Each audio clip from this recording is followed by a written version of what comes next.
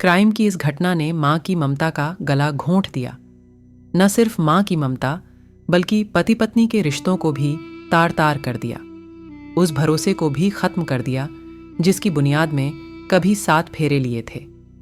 जिस पर परिवार को संवारने की जिम्मेदारी थी, उसी ने जिंदगी उजाड़ दी। जिसके साथ 7 जन्मों का साथ निभाने का वचन लिया था, उसी का ऑनलाइन शुरू हुए एक नए रिश्ते ने खात्मा कर दिया।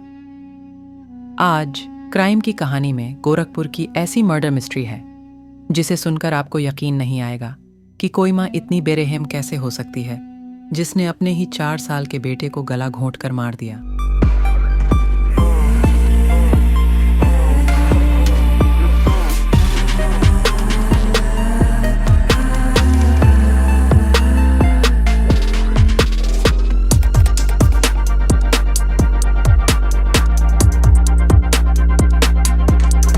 आइए सीधे कहानी को शुरू करते हैं।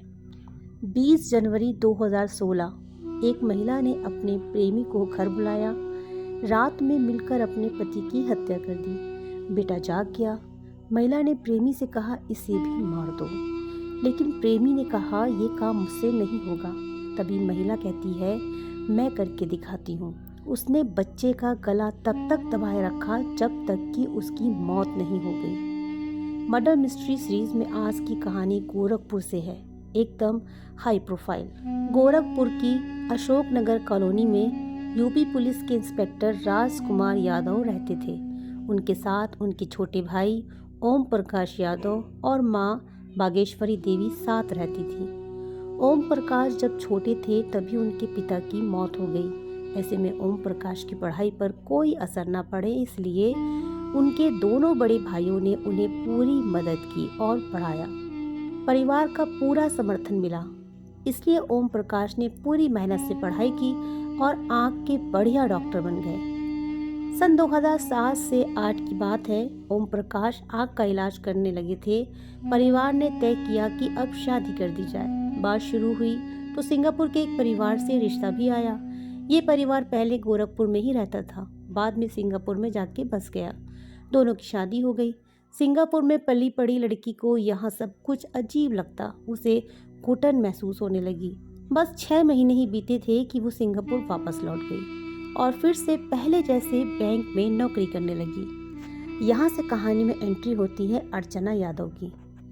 पहली शादी में 6 महीने बाद ही तलाक हो जाने के बाद परिवार ओम प्रकाश के लिए दूसरा रिश्ता खोजने लगा। अब क्योंकि ओम प्रकाश डॉक्टर थे, इसलिए उनके लिए ऐसे तलाकशुदा नहीं बल्कि नई लड़कियों के रिश्ते आ रहे थे। इसी दौरान दीपचंद यादव की बेटी अर्चना यादव का रिश्ता भी उनके लिए आया। दीपचंद गाजीपुर के ही थे, लेकिन पीएससी में होने के बाद वो पूरे परिवार के साथ लखनऊ में जाके बस गए और सन 2012 में सपा सरकार बनने के बाद वो अखिलेश यादव की सुरक्षा में तैनात रहे।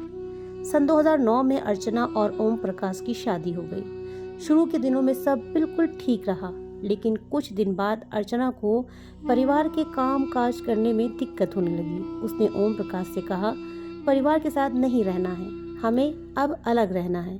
ओम प्रकाश को ये बात सही नहीं लगी। उन्होंने कहा, जिन्होंने मुझे पढ़ा लिखा कर डॉक्टर बनाया, क्या अब मैं उनका साथ छोड़ दूं? ये बात परिवार के लोगों तक गई तो ये तय हुआ कि रहेंगे उसी घर में, लेकिन खाना अलग बनाएंगे। अर्चना ओम प्रकाश को 2012 में एक बेटा हुआ जिसका नाम नितिन रखा।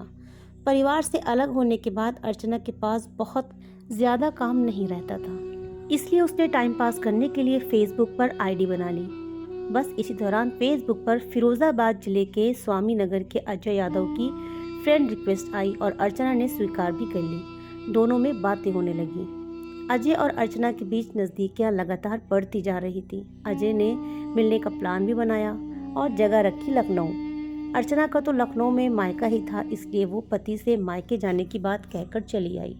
यहाँ दोनों की मुलाकात हुई और यहाँ दोनों के बीच शारीरिक संबंध भी हो गए। इसके बाद कभी अर्चना मिलने के लिए लखनऊ आती तो कभी अजय गोरखपुर आ जाता। अर्चना ने उसे दूर का रिश्तेदार बताकर घर पर 4 बार बुलाया। चारों बार वो घर पर ही रहा। अर्चना पूरे दिन फ़ोन पर बात करने लगी थी। ओम प्रकाश ने कई बार टोका, पर अर्चना पर इसका कोई असर नहीं पड़ा।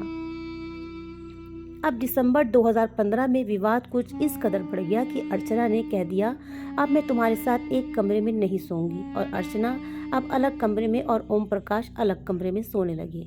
ओम प्रकाश से विवाद और अजय से प्यार के बीच अर्चना ने यह तय किया कि अब ओम प्रकाश को रास्ते से हटाना ही पड़ेगा, और उसने इसके लिए अजय को ट्रेन के जरिए गोरखपुर भी बुला लिया।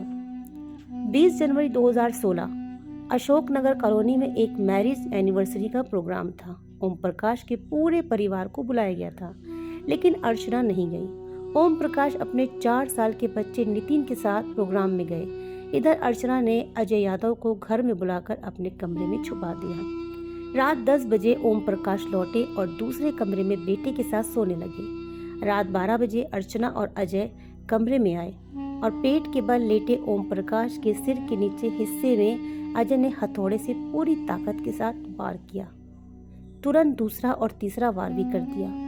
ओम प्रकाश की मौके पर ही मौत हो गई। हथौड़े के वार से बेड पर लेटा बेटा नितिन उड़ गया। खून देखा तो रोने लगा। अर्चना ने उसे उठाकर अपने सीने से लगाते हुए अजय से कहा, इसने सब कुछ देख लिया, ये सबको बता देगा, इसलिए इसे भी मार दो। अजय ने बच्चे की हत्या करने से मना कर दिया। कहा, बच्चे का क्या कसूर है, मैं इसे नहीं मार सकता। अर्चना बोली, अगर तुम नहीं मार सकते तो मैं ही मार देती हूँ। इतना कहने के बाद उसने अपने ही बेटे का गला इतनी जोर से तब तक दबाए रखा जब तक बेटे की मौत न हो गई। मामला इतना हाई प्रोफाइल था कि एसएसपी को सीएम आवाज से फोन आ गया।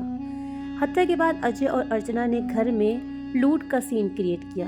सारे सामान बिखेर दिए, अलमारी में रखे पैसे निकाल दिए, कमरे की कुंडी को तोड़ दिया। इसके बाद अर्चना को दूसरे कमरे में भेजकर अजय भाग गया। 21 जनवरी की सुबह घर की तीसरी मंजिल पर काम करने जा रहे मजदूरों की नज़र दूसरी मंजिल के ओम प्रकाश की रूम पर गई तो हल्ला मच गया। मजदूर भागकर नीचे गए और माँ बागेश्वरी और पड़ोसियों को बताया। दूसरे कमरे से अर्चना लगातार चिल्ला रही थी कि क्या हुआ, दरवाजा खोलो। लोगों की भीड़ लग गई। शाहपुर थाने के प्रभारी आनंद प्रकाश शुक्ला पुलिस फोर्स के साथ मौके पर पहुंचे। भाई की हत्या खबर सुनते ही बलरामपुर जिले के उतरौला थाने में तैनात राजकुमार यादव भागकर घर पहुंचे। दूसरी तरफ अर्चना के पिता दीपचंद यादव भी गोरखपुर पहुंच गए। सीएम आवाज से कातिलों को पकड़ने के लिए फोन आ गया। उस वक्त के डीआईजी आर.के. चतुर्वेदी और एसएसपी लव कुमार पर केस को सॉल्व करने का दबाव बढ़ गया। पुलिस ने लूट के एंगल से जांच शुरू की तो उन्हें नजर आया कि दरवाजे की सिटकनी को बाहर के बजाय अंदर से तोड़ा गया है। पुलिस को ओम प्रकाश की मां बागेश्वरी देवी ने बताया कि अर्चना और ओम प्रकाश के बीच हमेशा झगड़ा होता था। दिसंबर 2015 से ही दोनों अलग अलग कमरों में सोने लगे थे। अब पुलिस का शक अर्चना पर बढ़ गया, लेकिन पुलिस उससे पूछताछ करने की हिम्मत नहीं जुटा पाती। उसे डर था कि कहीं अर्चना निर्दोष निकली तो पुलिस विभाग की किरकिरियां उड़ जाएंगी। पुलिस ने इससे पहले अर्चना की कॉल डिटेल और फेसबुक मैसेजेस निकाल दिए। हत्या के पहले और हत्या के बाद दोनों ने शारीरिक संबंध बनाए। पुलिस को अजय का सुराग लग गया। उसे फिरोजाबाद से गिरफ्तार कर लिया गया। पुलिस ने पूछताछ की तो उसने सब उगल दिया। पुलिस ने तुरंत अर्चना को गिरफ्तार कर लिया। एसएसपी लव कुमार ने 22 जनवरी को पूरा केस खोल दिया। उन्होंने डीआईजी आर.के. चतुर्वेदी के साथ प्रेस कॉन्फ्रेंस की। बताया कि अजय यादव 20 जनवरी की रात घर आया और उसने अर्चना के साथ शारीरिक संबंध भी बनाए। रात 12 बजे हत्या करने के बाद उसने फिर से शारीरिक संबंध बनाए और उसके बाद घर से निकल गया। अब दोनों को गिरफ्तार करके जेल भेज दिया गया। गोरखपुर की जेल में कैदियों ने अर्चना से बेटे की हत्या पर सवाल पूछा तो उसने कहा, मैंने उसे पैदा किया था और मैंने उसे मार डाला, इसमें तुम्हारा क्या।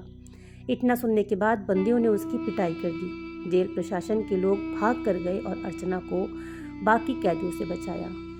17 अक्टूबर 2020 को गोरखपुर की अपर सत्र कोर्ट ने अर्चना यादव और अजय यादव को दोषी साबित करते हुए उम्र कैद की सजा सुनाई। लेकिन इससे होगा क्या?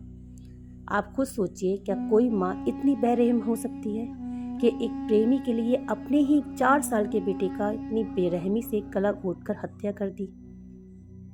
कहा तो जाता है कि माँ वो चीज होती है जो अपने बच्चे के लिए कुछ भी कर सकती है, किसी हद तक जा सकती है, हर मुसीबत का सामना कर सकती है। लेकिन इस कहानी ने तो मुझे आत्मा तक झिंझोर के रख दिया। बहरहाल आपकी क्या राय है मुझे कमेंट में ज़रूर बताएं।